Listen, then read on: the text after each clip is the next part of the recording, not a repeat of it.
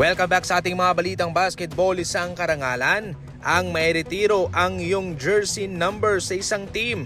At yan mismo ang ginawa ng Golden State Warriors sa jersey number nitong si Andre Iguodala.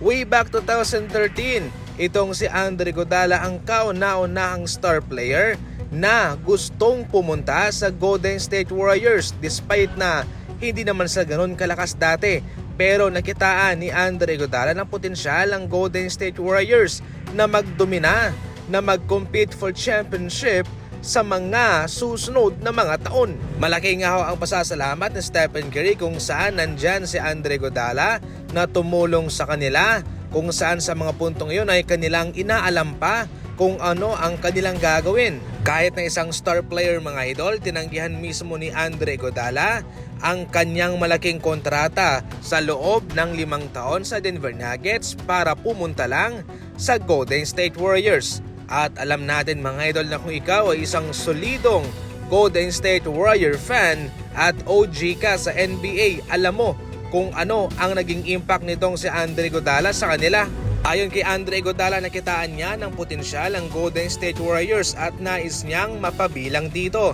At siya'y na-attract din sa culture sa ginagawa nitong Golden State Warriors noon.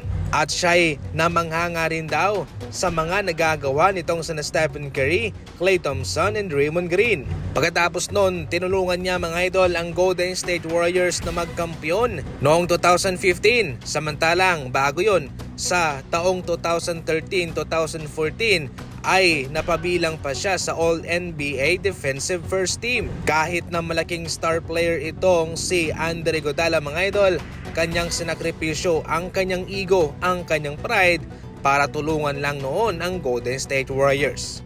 Malaki na ang ibinagsak ng timbang nitong si Zion Williamson. As of now, ang kanyang timbang ay nasa 264 pounds. Sa ngayon nga, siya ay nag-average ng 24.7 rebounds, 4 assists sa kanyang shooting na 56% sa loob ng 28 minutes per game. Tandaan, kabilang sa mga rason kung bakit trade ng Dallas Mavericks si Luka dahil tumataba raw ito. Halos nasa 300 pounds na.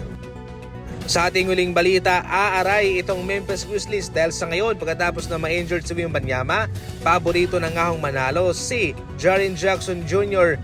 ng Defensive Player of the Year. Ngunit kung malaking milestone yon para kay Jackson, para sa Memphis Grizzlies naman, nako, mabigat to sa bulsa.